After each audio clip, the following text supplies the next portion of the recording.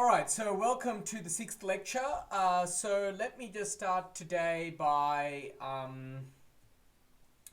sort of giving you a clearer vision on the scope of the course from here on. So as I sort of develop this, as I continue to develop this course, I realize that there's quite a lot of sort of technical machinery that's necessary to make everything work. So unfortunately, we have to pick and choose as to what to cover in detail or what not to cover in detail. And I think, this is a advanced level course, so I think the right way to do it is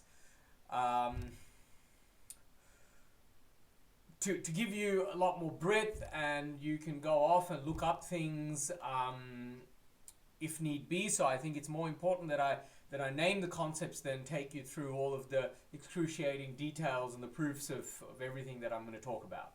Okay, so today the topic is Sobolev spaces. I'm hoping that we can cover Sobolev spaces over a couple of lectures, but it might take a little bit longer than that. So I'm always dissatisfied with the way that Sobolev spaces are typically talked about in the geometric context. So let's just recall Sobolev spaces in Rn. Okay, so here in this course, I'm going to exclusively stick to Sobolev spaces in L2. Okay, we could also think about Sobolev spaces in LP, but I won't look at that at the moment because I want to really make connections with operator theory here. So the Sobolev space HK in Rn. So what is this? These are the U in L2 such that max U, so the weak derivative, is again in L2, right? So I should say L2 Rn such that this is in, well, let me start with a vector bundle formulation to begin with. So these are valued in, say, C capital N. So, okay, I should also say that from here on, I'm going to only stick to complex spaces, right? So it's just tiresome to try and account for real spaces also. So from here on, K is equal to C. So I'm going to ask this to be max of U is in, well, what's this now? This is now a matrix, right? So this is now a matrix. So this is going to be in L2 Rn of, well, now it's going to be they're complex. So C N cross Cn, right? And this is, okay, sorry, I ran out of room. It's not a good start to the day. Okay, cross Cn such that for j less than or equal to k. Okay? And of course the norm here, the HK norm, so I'm just recalling this. This is just the L2 norm plus some j equals 1 to k of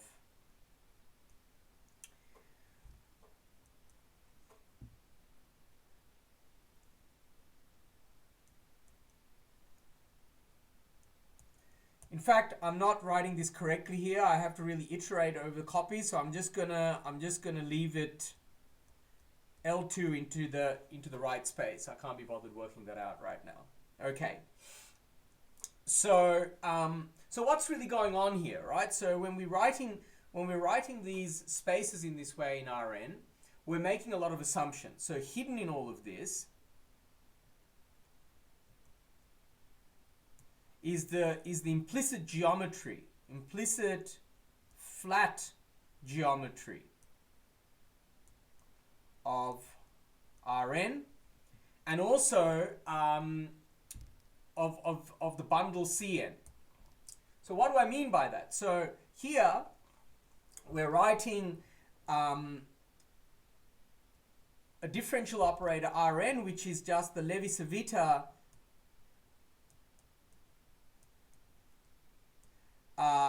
connection with respect to just the usual standard inner product, right? UV maps to U dot V.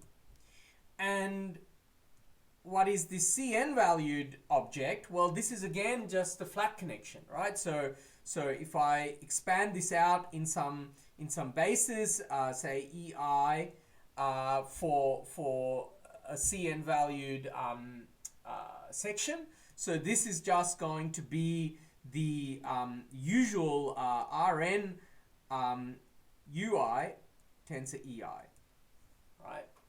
So again, this is flat.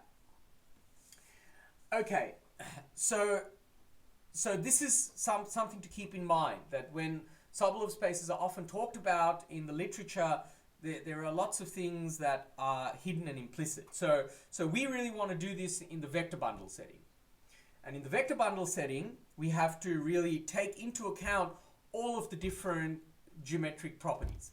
Okay, so now let's take M to be a manifold with boundary, so manifold possibly with boundary.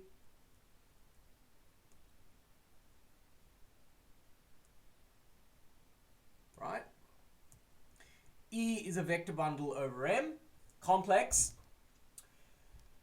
And I'm going to have to fix some additional data on all of this, right? The Sobolev spaces see a lot of geometric information, as I will show you soon. So we have to fix some data, right? So what is the additional data that we need, right? So the additional data that we need a metric on E. We need a connection on E.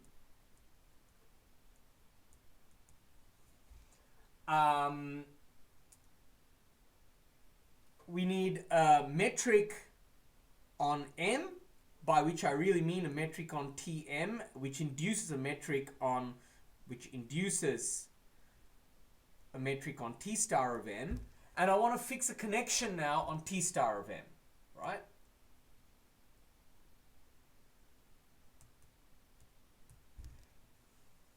Okay. So now, I mean, why do I want this? So if I look at the connection of E of U acting on some section U, this is going to land me, so if U is smooth, say, if U is a, well, I'll just say that this is a say smooth section on E, the point is that nabla of E lands me on T star of M tensor E.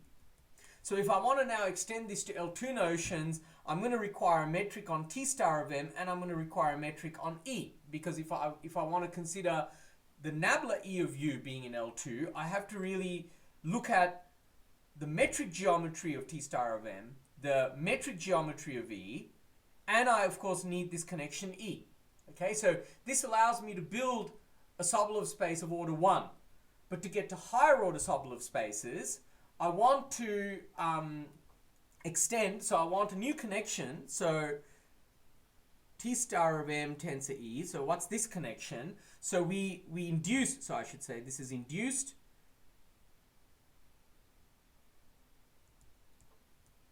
T star of M tensor E on T star of M tensor E.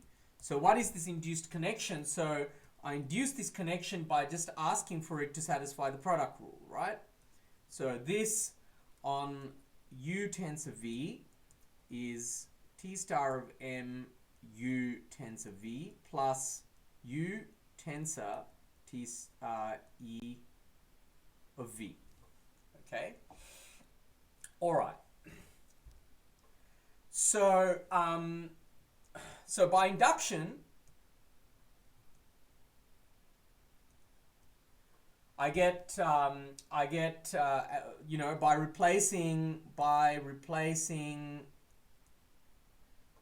E by TP0 tensor E, and then the connection now induced on TP0M tensor E. So these are so for me, I always put the covariant vectors first and the contravariant vectors second, right? So the cotangent bundle is first and the tangent bundle is second. And the reason I really do that is because I deal with differential operators. And when I take a connection and I look at its action on a section, then I'm really getting a section in the cotangent bundle tensor, the bundle. So for me, the first class objects are always the cotangent space. Okay, so what do we get? So by induction, we get an object T P plus 1 0 tensor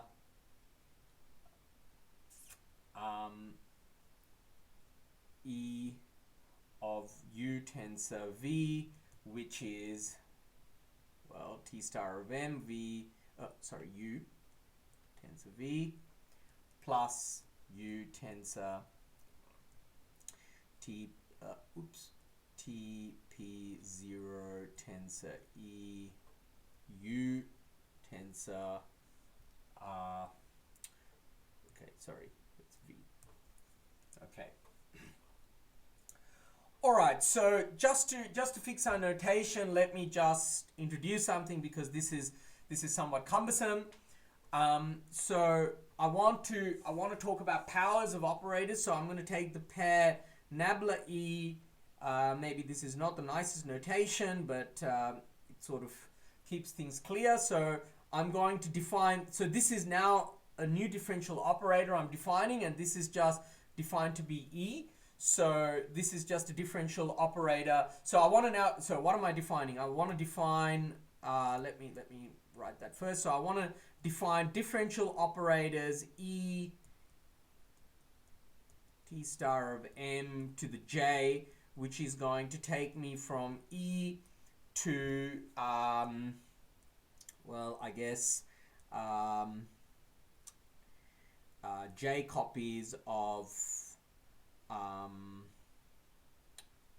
0M tensor E, right? So this is the map that I'm looking at. So for J equals 1, it's just the action of E, and for the order J, I'm just going to consider the composition of this T J minus 1 0 tensor E composed with composed with T star of M tensor E composed with E. Okay, so that's the definition of these. So there's J terms here, right? So this is for J equals to 1, and this is for J greater than or equal to 2. Okay.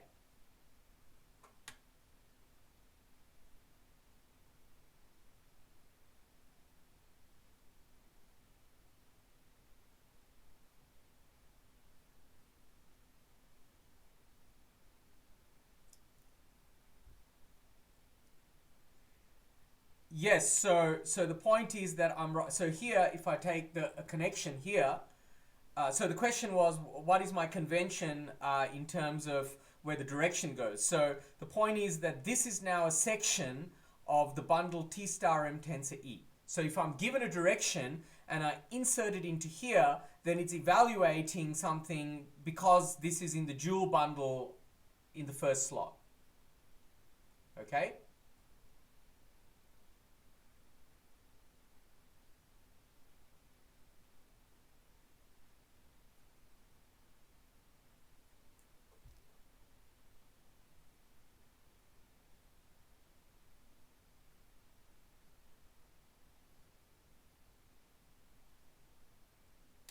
So so what I'm told is that this doesn't make sense in the way that I've written it because the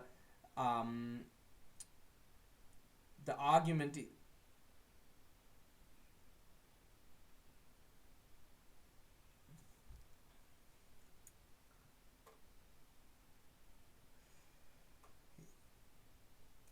so yeah, so I'm not, I mean, okay, so the point is that I mean, when I'm extending the connection here, U is a section of T star of M, and V is a section of E. Okay, so I can think about this connection on these basis vectors. Okay, and sorry, on these what are they called? Simple tenses or whatever, right? So now, I mean, here what I'm getting is a section of T star of M, tensor T star of M, tensor E. And here I get a section T star of M, tensor T star of M, tensor V. So you're right that when I'm inserting these things, I should be careful that they're inserted into the right slots and so on and so forth. That's true. But yes, so as was suggested, this should just be read right. Okay, so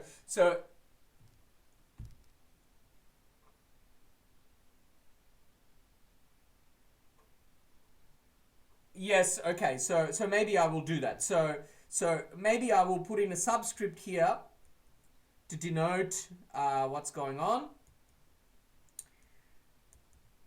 So so right, so I'm defining the T star of M in this way, but then let me just put in these subscripts here just to fix things, right? And so now this is going to be a map back into E. T star of M tensor E, yes. Okay? Alright, so there are probably some notational things like this that you will have to work out. It's difficult to stay on top of all of these things. So do what you need to do to make it right. That's my advice. Okay. So the point is that this operator now, E, T star of M to the power of J, as we've defined it. So this is an order J differential operator. Okay. Well, maybe I'll write it more succinctly just to say that this is in diff J, well, into the right spaces. Okay? All right. So now let me define the Sobolev space. So it's an order J differential operator, and as we saw, it has a formal adjoint, so we can talk about its maximal and minimal extensions. So the Sobolev spaces for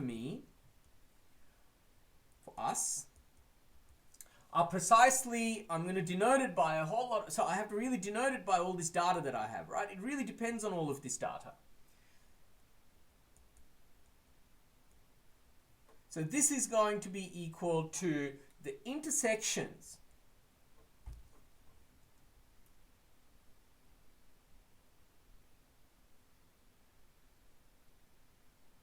correct. So the question was, am I assuming that the connection on the cotangent bundle is Levi-Civita? I'm absolutely not assuming that, right? So I really want to, I mean, so I thought about this when I was preparing these lectures, and I want to really give this in the full generality because I think there is a lot of geometric information that Sobolev spaces contain. And it's important to map out exactly all the data that is involved in them. So I will give some examples in a second. In practice, though, it could be that the connections and the metrics that we're choosing are all compatible and so on and so forth. So not only am I not assuming that the T star of ME and the nabla E and the HE are, well, I mean, G and T star of M, or G and the induced connection on nabla, I'm certainly not assuming to be Levi-Civita. But more seriously, I'm not even assuming them to be metric compatible. Okay? So now let me just take the intersections. So I'm writing this as the intersection of T star of M to the power of J max. Okay? And the norm here that I'm giving HK, maybe with a square here, is equal to, now this is the L2 norm in E plus,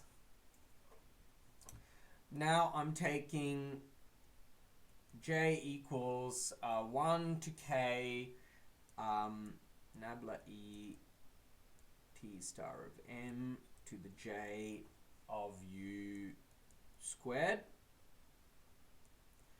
L2 of M, I think this is in TJ0 M tensor E. Okay, so I should have written definition here. Sorry, I should. This is the definition of the Sobolev space. So this is, yeah.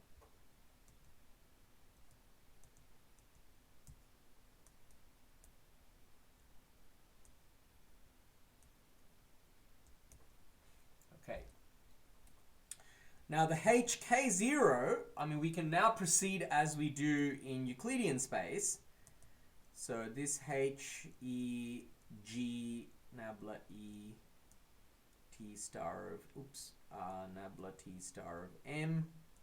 So this is just going to be compactly supported smooth sections of E completed under the HK norm. So it's easy to show that this space, the zero space, does take an operator theoretic meaning, right? We always want to be guided by the operator theory because that's what helps us in, so I'll write this here, that's what really helps us at this level of generality, right? So this is J equals 1 to K of the domain of E T star of M to the J min. Okay. So usually, so in practice, or I should say often, here. Often, you will have G, and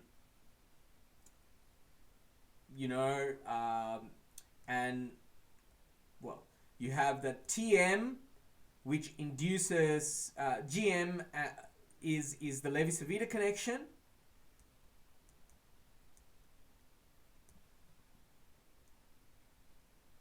To G. And often, and then E is some bundle determined by, well, it's, let's just say is some bundle, and often, this is abbreviated as just E to the J.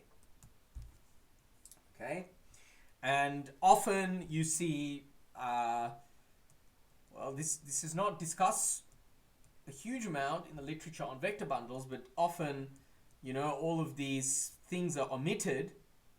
So you have to, I mean, this is also why I'm really doing this carefully, because typically, the dependency is just implicit, and you have to always think about, and as, so this is written as, I should say, right? So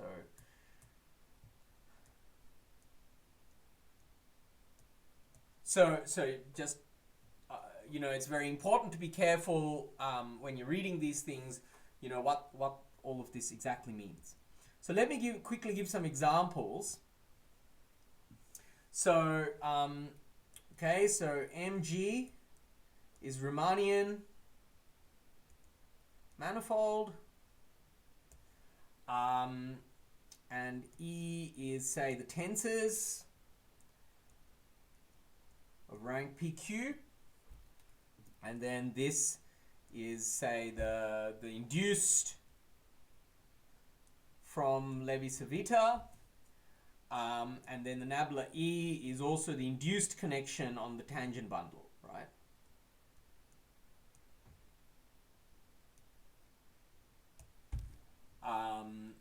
And often in this case, you know, we might just write MTPQ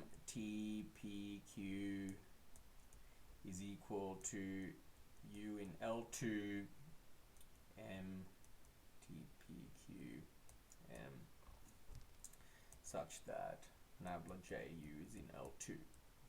Okay, for J less than or equal to K. Okay.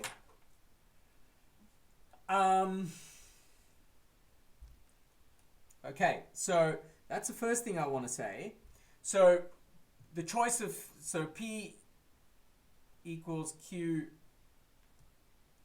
equals 0 are functions. And often, it's, you know, the Sobolev spaces are just written as HK of M. So one of the very important books on this topic is Emmanuel Hebei's book, Nonlinear Analysis and Sobolev Spaces on Manifolds by Hebei. So he really deals with the function case. So the geometry. So I wanna really give some examples. So I said that Sobolev spaces encode geometry. So let me give an example of that. So geometry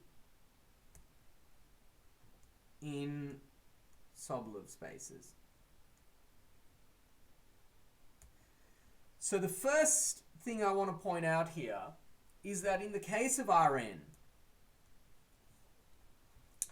and we take E to be just functions, right? So complex valued functions.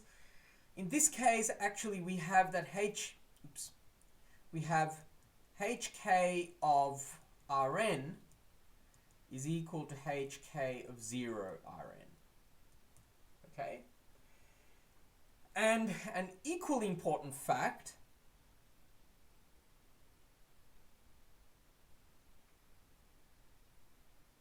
is that the domains h2k of Rn is equal to the domain of the Laplacian in Euclidean space, dk max, and also that dom dk max is equal to dom dk min. Okay?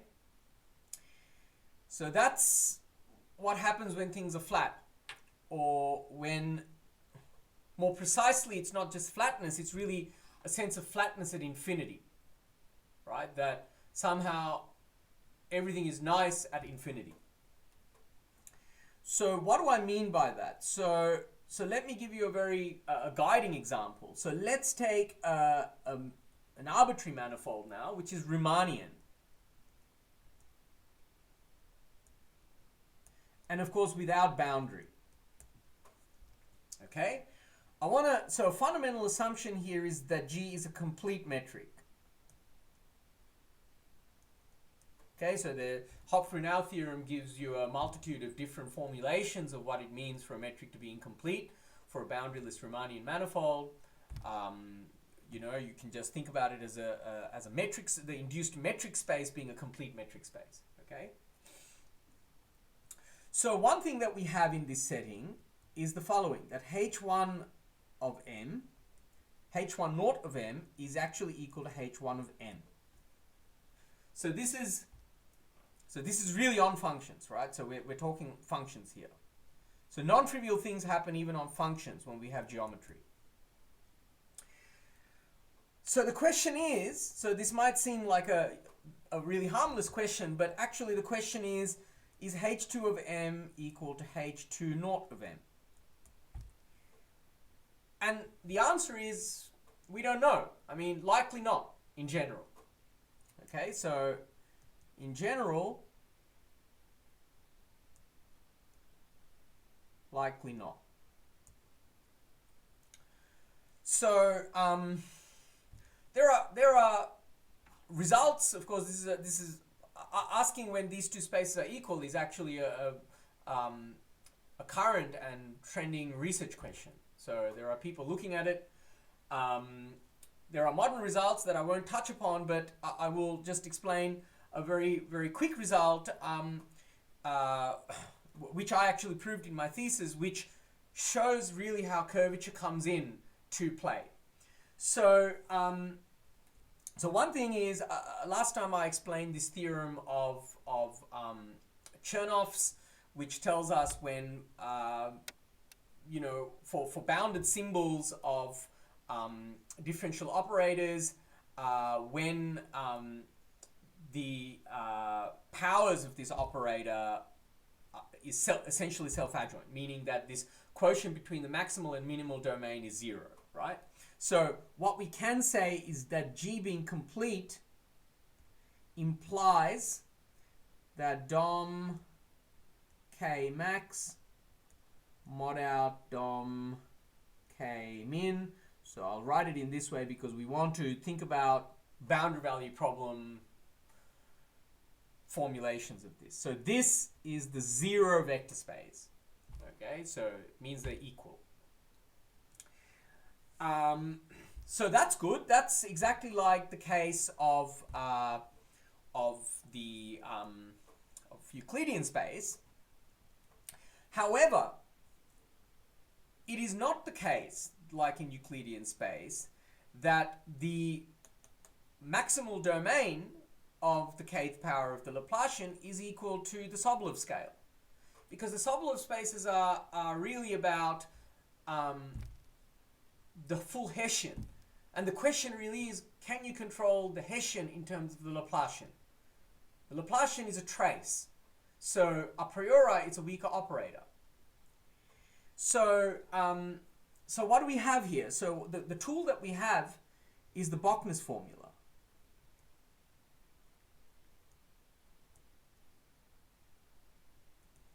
So Bochner's formula gives us that half of Laplace of W squared G is equal to G nabla Laplace U nabla U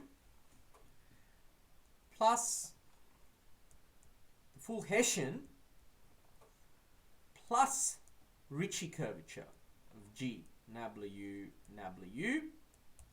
So this is what Bochner's formula tells us. Okay?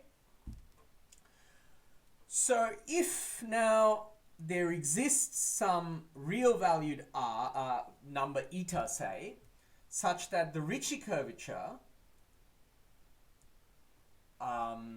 is bounded below in the sense of bilinear forms, right? As bilinear forms.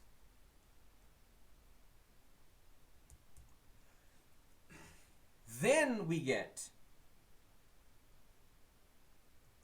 H2 naught of M equals H2 of M.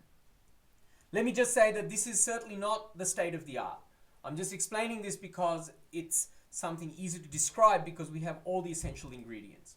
Chernoff, or I mean, actually this result of the powers of the Laplacian being essentially self-adjoint goes back even further, but Chernoff has a very nice paper where he systematizes these things and where you could study lots of different operators just by understanding their symbol, principal symbol. So, so in any case, it's really coupling this along with the Bochner's formula and the lower bounds on Ricci that you can get this to work. Okay? So actually, I will leave that as an exercise. It's nice to try your hand at this because I think it's, yeah, it's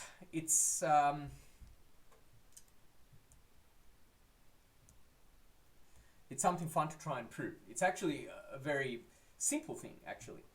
Okay. So people have generalized this where you can allow the eta to degrade down to negative infinity at infinity. But this even shows that for even functions, I mean, let alone vector bundles, there is something non-trivial that Sobolev spaces are measuring. So this is why I define it in this way. There is a school of thinking where people define the Sobolev spaces as the domains of the Laplacians, but then the danger is you start to actually miss detecting geometric features in Sobolev scales. Okay. All right. So we want to move towards the so-called local Sobolev spaces. Let me also just before we move on to this, let me just also say that this is that, you know, if we have hk plus 1 me say h e g nabla e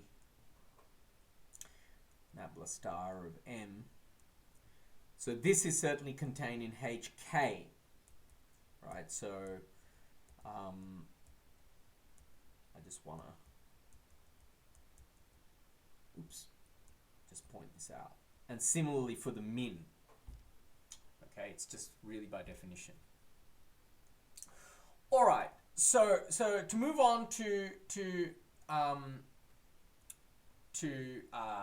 understanding the so-called local Sobolev spaces, let me start with a proposition. And this is going to be about general differential operators. Okay.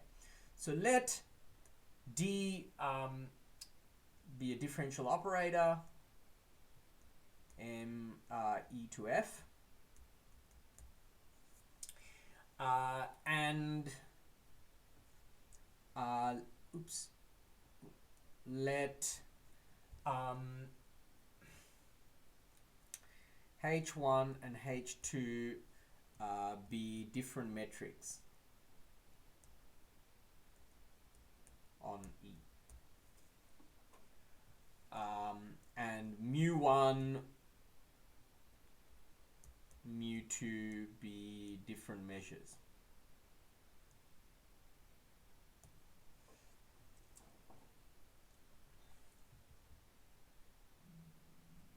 Okay. So let uvi, let's define this as m h I of uv d mu I.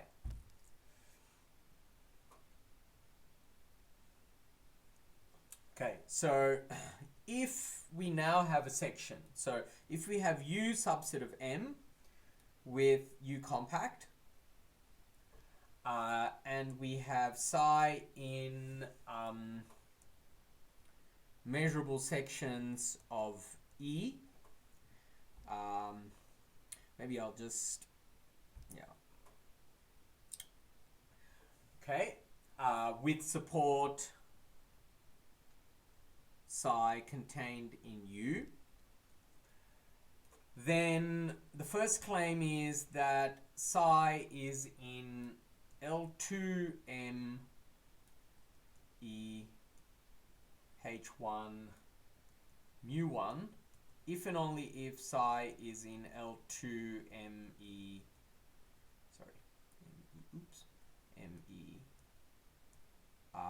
H2 mu2. And the second claim is that psi is in DOM D max with respect to H1 mu1 if and only if psi is in DOM D max with respect to H2 mu2.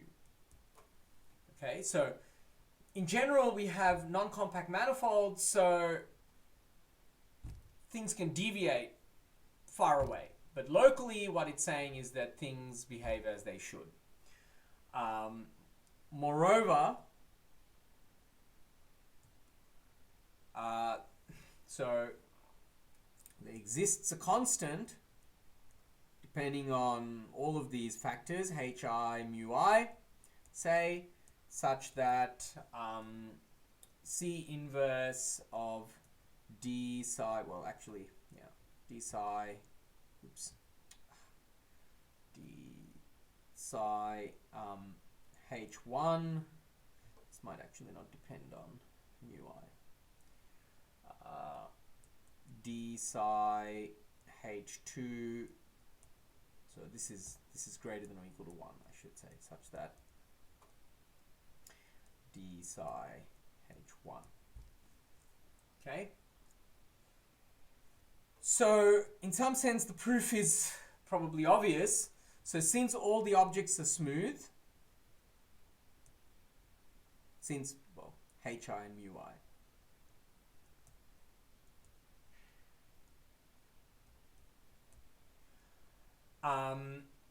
so we can find there exists some constant such that inside this u bar, we get the following, right? We get C inverse V H1 of x less than or equal to V H2 of x less than or equal to C V H1 of x. So this is for V on the fiber EX and for x in U. So I should maybe say such that for all x in U, right? And we have, well, we can just take the radon-Nikodym derivative, if you like. This is less than or equal to C, and d mu2 on d mu1 of x is less than or equal to C. Okay? So therefore, for psi as in hypothesis, we have 1. Okay, so the L2 norms are bounded if and only if they're bounded with respect to each other.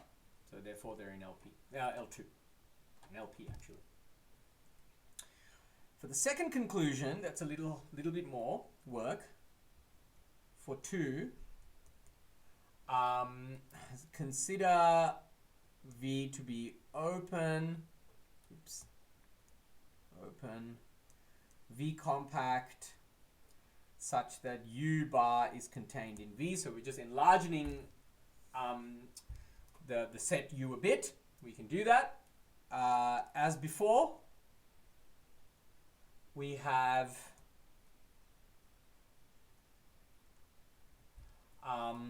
C2 equals C2 of V.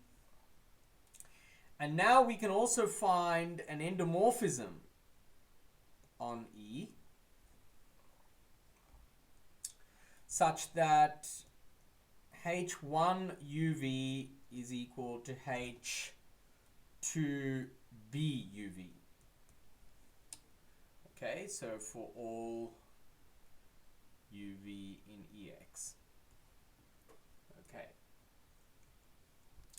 So inside V, I didn't bring the constant in, such that this holds, and we have that B with respect to the metric HI, either metric is bounded by this C2, and the radon-Nikodym derivatives are bounded for I equals 1, 2, and J equals 2, 1, right, for these alternating choices. So now we have a formal adjoint, so let D perp I be a formal adjoint.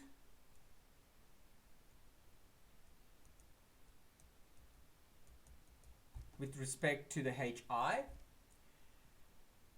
And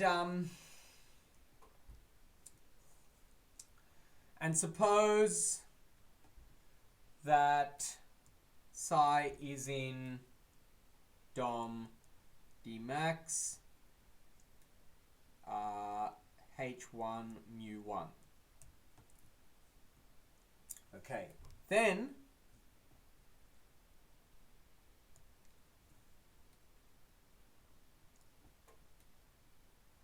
psi d1 of W is equal to d psi w with respect to 1, which is equal to, so now I'm writing b tilde here, d psi w with respect to 2, where b tilde is equal to b, and let me, I hope I made the right choice. Yes.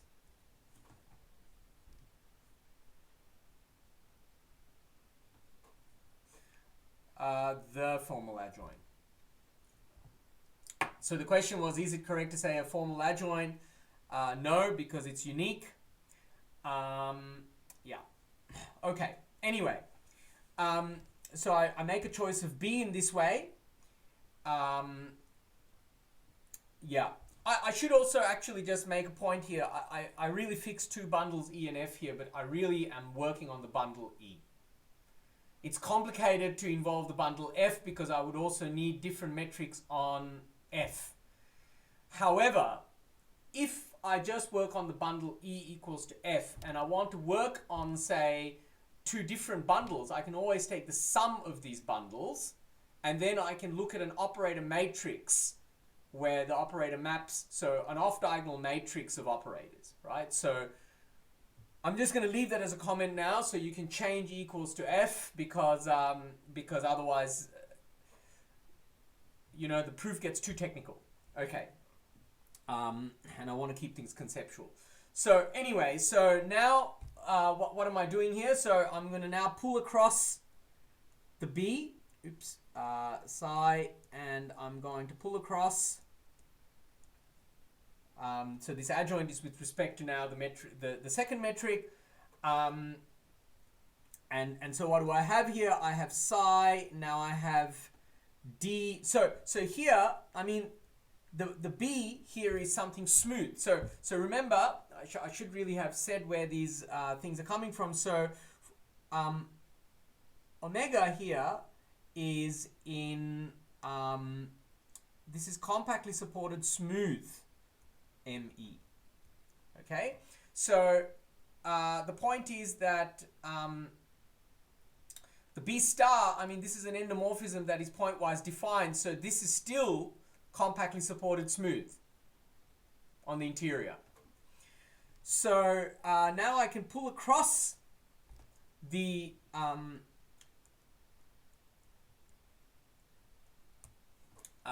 so now I can just pull across and I'm still well defined. So this is what I end up with, right? Okay, so now given a W tilde in C infinity CC, let me write W equals B tilde star inverse of this W tilde, which is again, so this is in C infinity ME. This is again going to be in C infinity CC ME. Okay, so I should also say that the endomorphism here, okay, so the endomorphism here is on all of E. So I can always transform from one metric to another. However, this transformation may not be bounded, right? So this here is only inside, this is only inside my V, okay? And that's really coming back down to compactness. So sorry about that, that's an important detail. So given such a W, so I always have an inverse here because it's a fiber-wise defined map, which is invertible, and so what do I get? I get that psi of D2 omega tilde is equal to, so now I have psi D of 1, so I'm just writing out what I had before, B tilde star inverse of this omega of 1, and therefore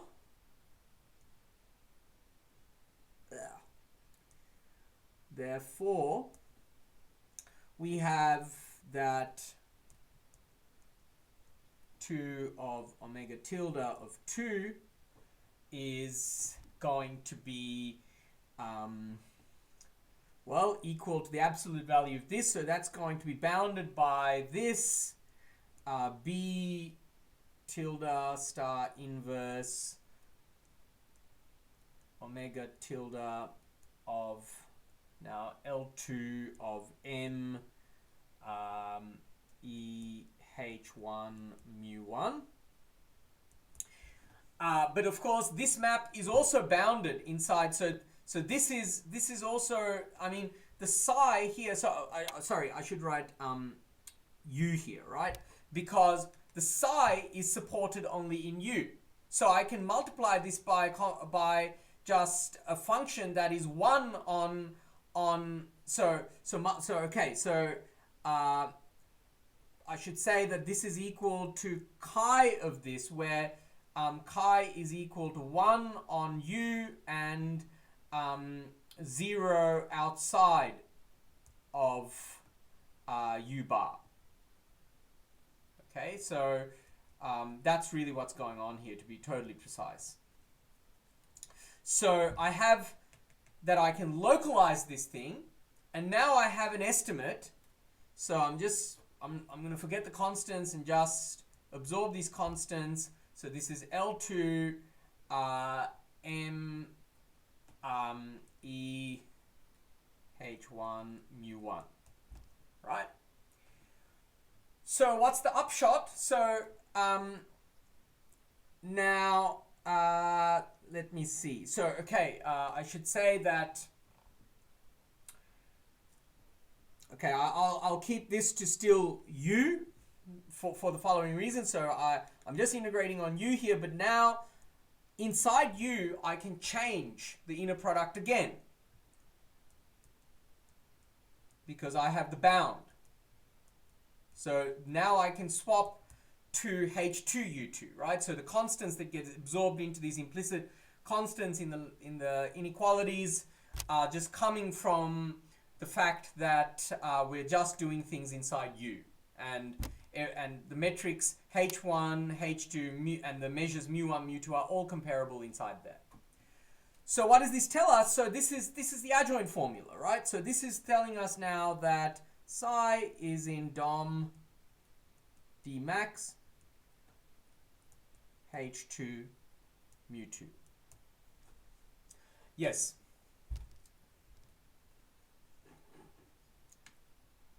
Mm-hmm.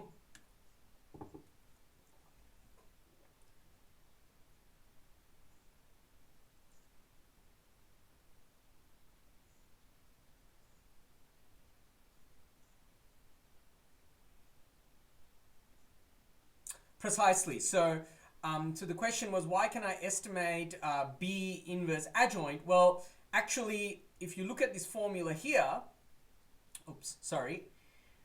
Where was it? So if you look at this formula here, I mean the B inverse is just how we transform from the metric H2 to H1. So because of this bound, the B inverse is also going to be bounded inside, of course, inside V, which contains U. Yeah.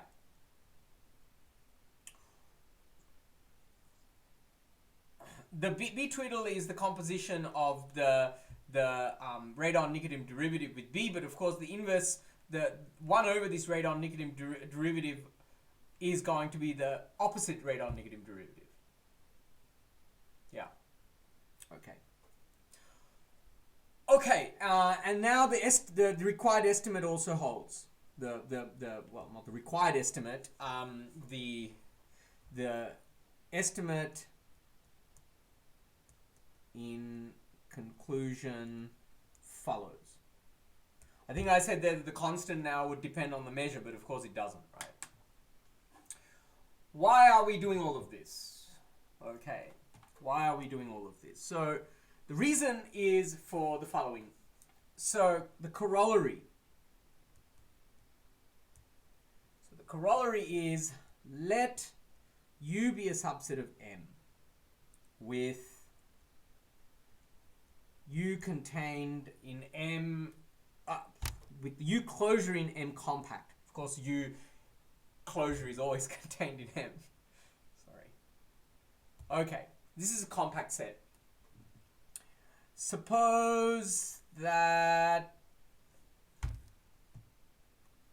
yeah, I'm always considering open set. I should say these are open sets. Okay. Yes, in the previous theorem as well, it was an open set. I'm sorry I sometimes don't say these things, but I mean them. The previous thing should be an open set also. Of course,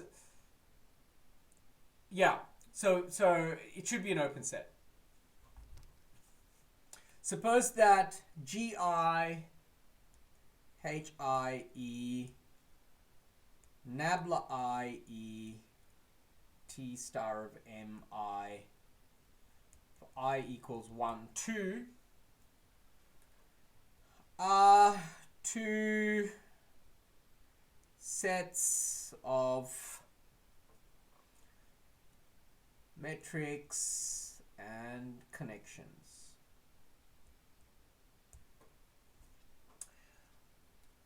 Okay. Then U in L2M E with respect to HE. Yeah. Okay, no, that's fine.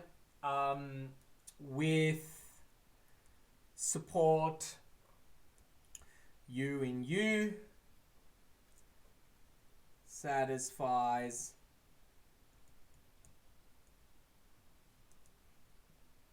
U in HK M E G H E nabla E T star of M. Oops, 1 1 1 M. If and only if U is in HK M E G H E2 G1 G2 nabla 2 E nabla 1 T star of M. Okay, and there exists a connection, there exists a constant U, C, U also J greater than or equal to 1, such that, well, maybe I'll call it Cj. Cj inverse of E1 T star of M1 of Ju.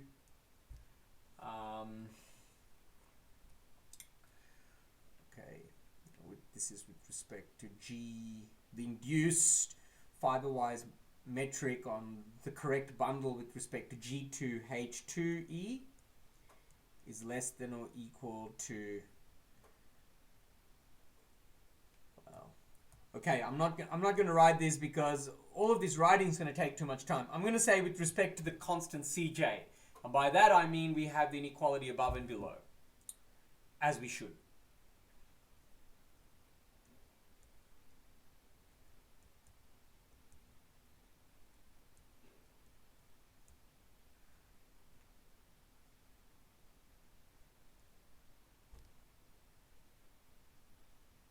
Yes, but the density, so the question is, does the LT space not depend on the choice of density? Sorry, yes. But the density is fixed, right? So I'm not changing the density, but you're right. So, I mean, we saw before that U is in L21 of, say, L2 of ME with respect to H1, if and only if it's in the right space with respect to 2 because of this support U condition, right? So implicit in there is contained that this is also going to be in the L2 space with respect to H2, but the density is fixed.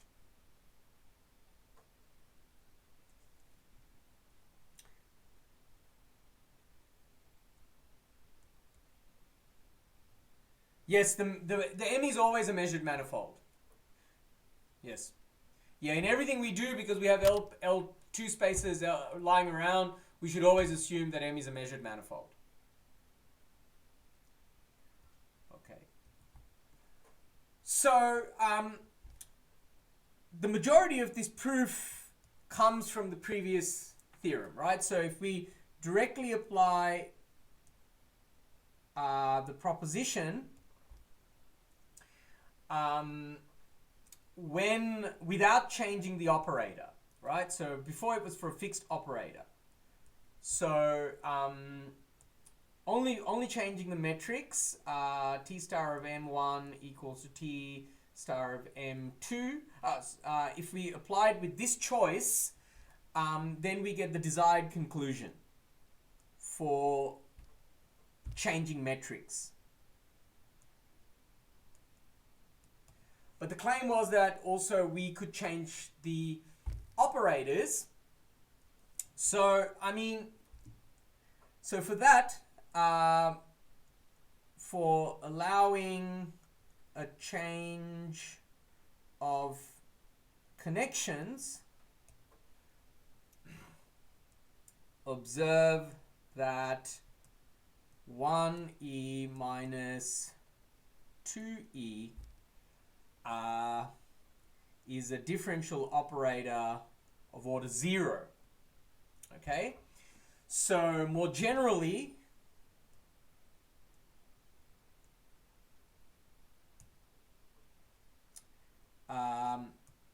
if we take this E1 1 t star of m to the j minus 2e 2 t star of m to the j, so this is going to be diff op of order j minus 1.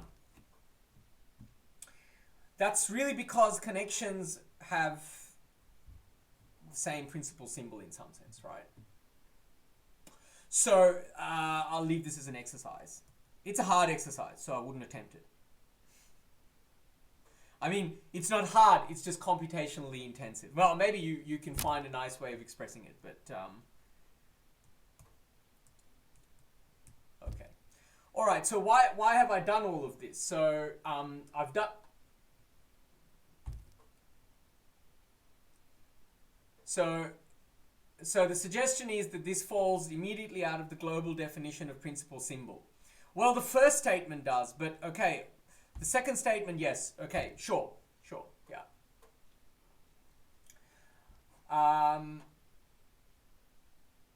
Okay, we're almost there. So, okay. So, so the next thing I want to just point out is that if we have U in DOM D max, and we have a compactly supported smooth function, possibly up to the boundary, okay? Then chi of U is also in DOM D max. I mean, this is a pretty easy thing to prove. And then similarly for DOM D min. Okay. So in particular, so that's the lemma, right? So a consequence of this, so maybe I'll put a stop there. So this is not a part of the lemma. So in particular, if U is in HK ME HE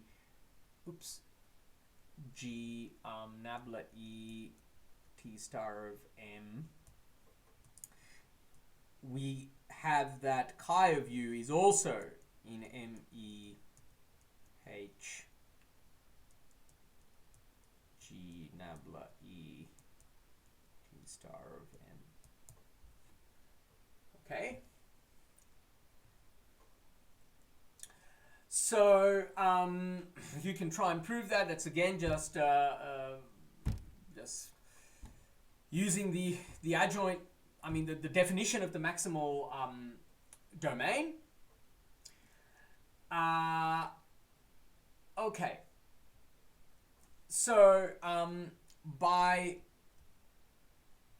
previous corollary, we have that chi, so for any choices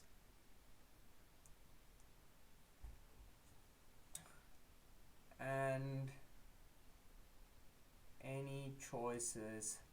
So I lied before, actually, just in terms of the question that was asked before about the choice of measures. Of course, I'm also going to fix. I want to vary my densities here, right? So I should really include that. Sorry about that. So, what? Of course, I want to.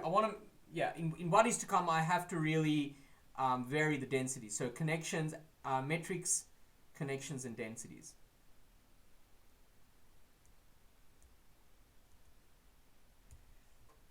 Yeah. Sorry. Okay. So so any choices now of metrics, connections, and densities. So unfortunately, I didn't include that in the data here on HK. That's oversight of mine, right? So maybe when I type up these, or when we type up these notes, we should really include the density also in the HK definition. So I'll start doing it from now. So chi of u now is in HK M E H E G nabla E T star of M mu, sorry, H1 G1 nabla 1 mu 1, if and only if chi of u is in HK M E H1E G, sorry, H2E G2 nabla 2E nabla T star of M2 mu 2. Good. So now we finally arrived at a definition. So we say that U is in HK log of ME, and now all of the data goes away, right? All of our choices of metrics, connections, measures, they all go away. If it's a measurable section, and this is also why I wanted the notion of a measurable section to be independent of the measure, right? Sounds like a silly statement, but I mean, the notions of measurability is independent of the measure. That's really what I want to say. And there exists, so now we're free to choose metrics, connections, and whatever else, and mu such that for all chi that are compactly supported smooth, chi of u is in HK M E, okay, H E G nabla E T star of M mu. So if it, so by what I said before, if it's in one, it's in another. So that makes this definition well defined. Okay, so this also leads us to some important consequences. So often in doing geometric calculations, it helps to reduce things to what we know and love in Euclidean space. So we could equally have characterized these local Sobolev spaces, and maybe, you know, this is what you would have preferred to do, but I wanted to take you on this detour to show that actual Sobolev spaces, when we start talking about them, not the local ones, but the actual Sobolev spaces, even if you're interested in compact things, I mean, if you're interested in just the compact setting, then it's really the constants in the norms of these spaces that actually have some meaning, right? Some geometric meaning. So, but I wanted to do it in the general context just to show that that it depends on all of the data. Okay, so we could have taken for all u psi, big psi, trivializing charts.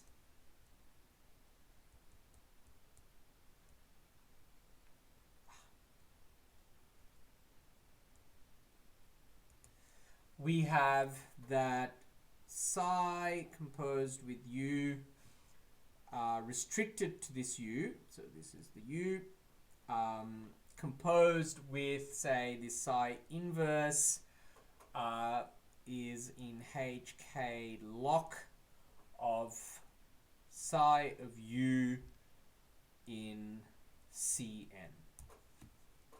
Okay, so here this is a subspace of Rn, right? So I lie, it's a subspace of Rn plus. Okay. Okay, so also a warning, I just want to point out that a lot of the times in the literature, these lock spaces are only defined where you look at the interior and not the boundary. But we want everything up to the boundary. I mean, we're doing geometry, so the boundary is really included in the manifold itself. So we want to really consider things up to the boundary, because later on, it's going to be important for us to understand things like regularity up to the boundary. And so the example I gave last week of this half open cylinder, I mean, and the comments that followed that, where we talked about how it could be given a metric so that the open end of the cylinder can be pushed out to infinity. So we don't want to implicitly fix some metric and think about only induced topological boundaries, right? We really want everything to be intrinsic. We have something that we call a boundary, we include it, and our HK lock spaces, HK spaces, these are all things that are really up to the boundary. Of course, the HK naught space is not up to the boundary, right? That just sees the interior. Okay. So now let's, a lot of this we're going to only apply to the compact setting, okay? So let's think about the situation when M is compact. So we have a compact manifold with boundary. And we have some bundle over M. Maybe I'll write, M prime. Okay, then for any HE G nabla E T star of M and density mu, what do we have? We have that HK of ME H E G nabla E T star of M is equal to HK lock.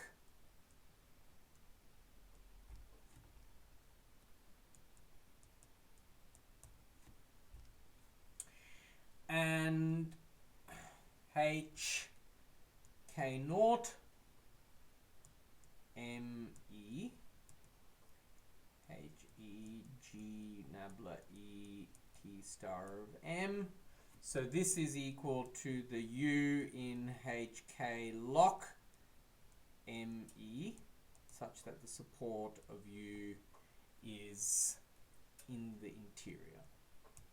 So perhaps in all of this excitement, I forgot maybe to say one of the most important things, if I could just rewind just a little bit. So I defined this space here, the HK lock space.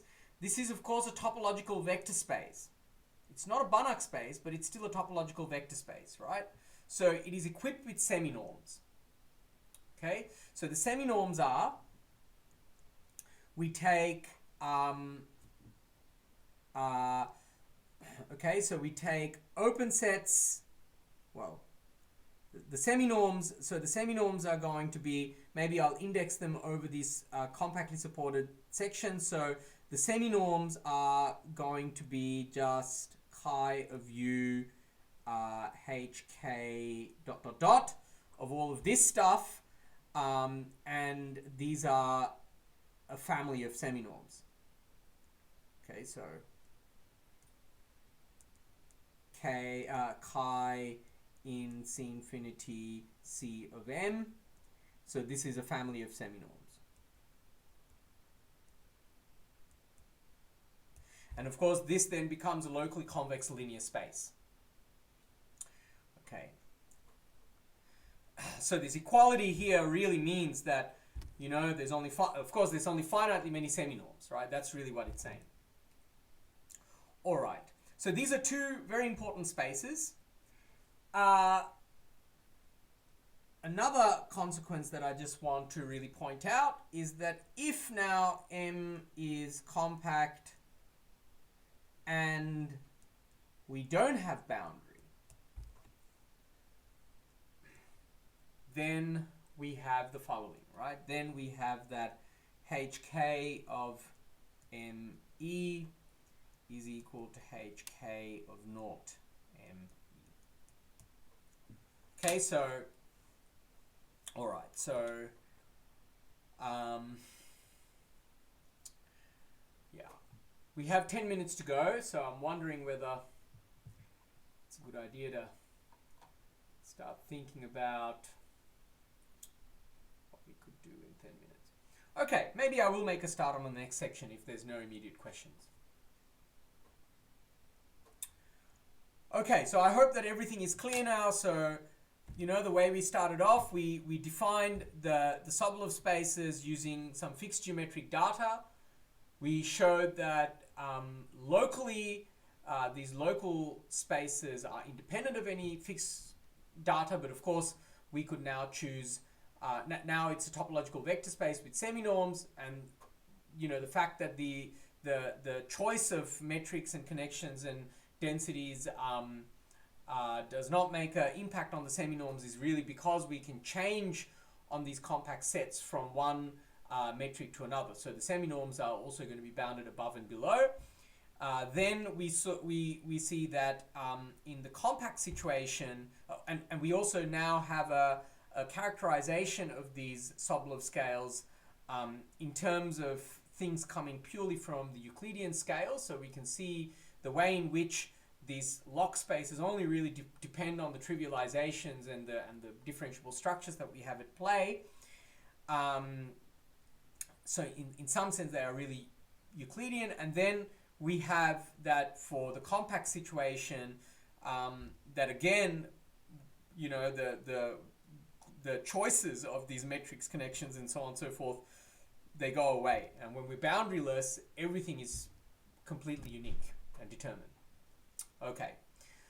So now, so next time, in order to talk about sort of understanding the maximal domains of general elliptic operators, which is what we want to do, we have to talk about fractional Sobolev spaces. Okay. So we've only looked at integer exponents now, but we have to somehow talk about notions of fractional derivatives.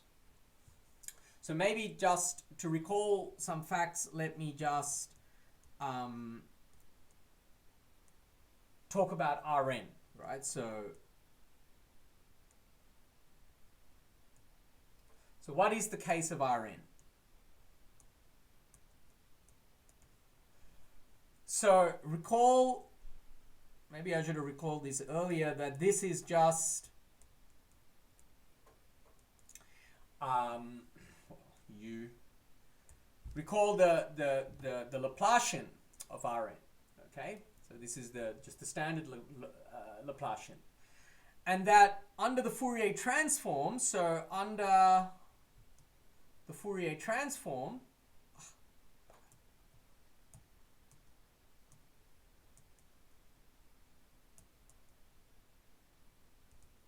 so what happens if we take a partial derivative and we look at the Fourier transform evaluated at some point psi, then we get that this is just a multiplication operator in the frequency space. okay, in the frequency domain. That's what we have.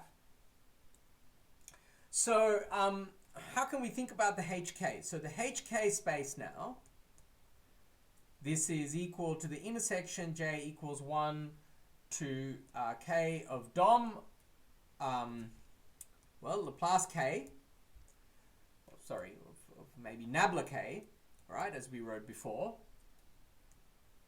So this is U in L2 of Rn, such that psi mapping to psi j to the power of I of the Fourier transform of f. So if we Fourier transform these derivatives, this is what we get.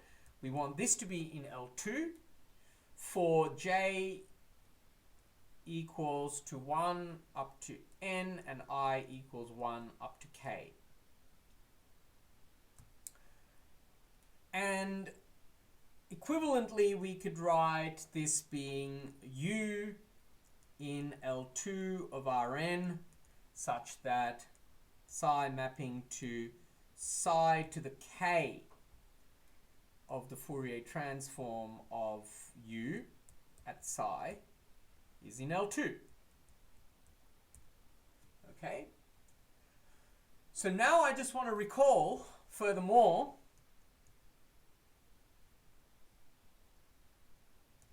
the Fourier transform of the Laplacian. So this is just going to be some constant depending on your convention. I don't care about constants. So maybe just to get used to, well, okay, no, let's just write it this way for the moment. Okay, so this is what the Laplacian looks like. So, so that means that I can write the Laplacian at a point x in terms of the inverse Fourier transform. So maybe we have some constant here, psi squared f of u of psi e to the 2I x dot psi d psi.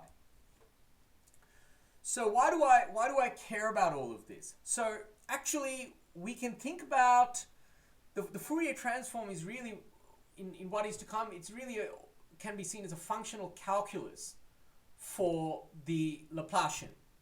So what do I mean by that? Well, we can interpret, for instance, the k on second power of the Laplacian,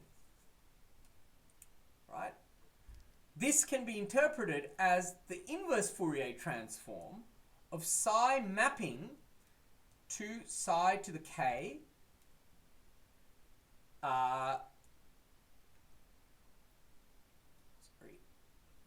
fu of psi. Okay, so what do I mean by this? So the domain of this operator is where this map are the u's for which this map. So the domain of this k on 2 is then the u in L2 such that psi maps to psi k f of u psi is in L2. Okay. So in fact, we can go further, right? So say we take some function, say f is a Borel measurable function, then maybe I want to write f of the Laplacian of u.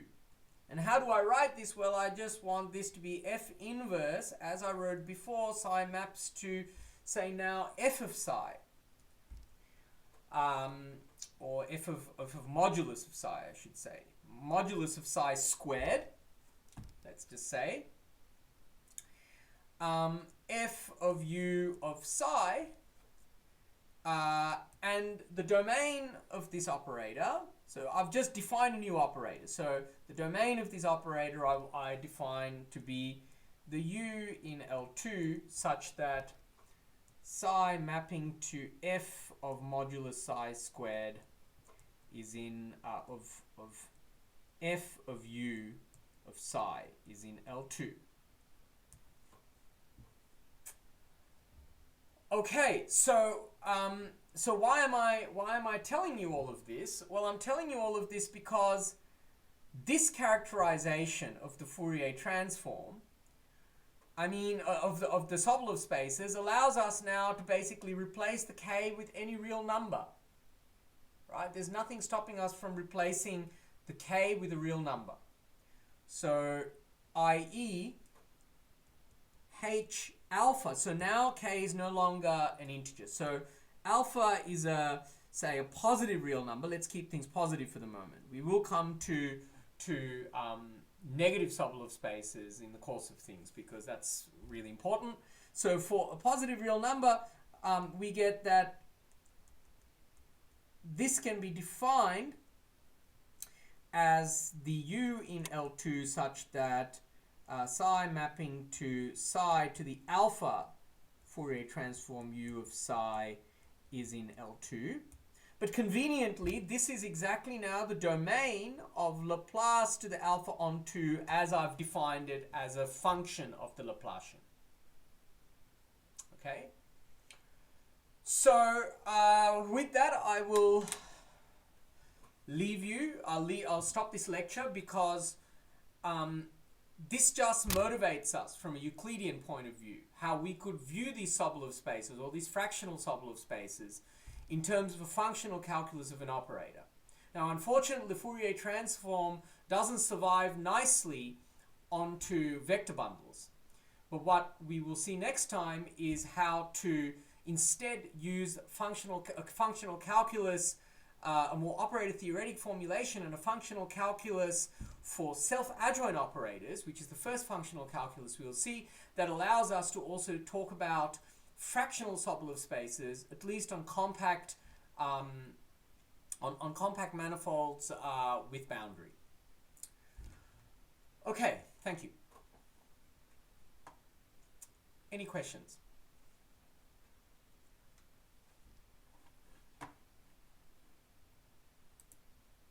Wow, no questions. I've really made things clear today, or have I just made things very unclear?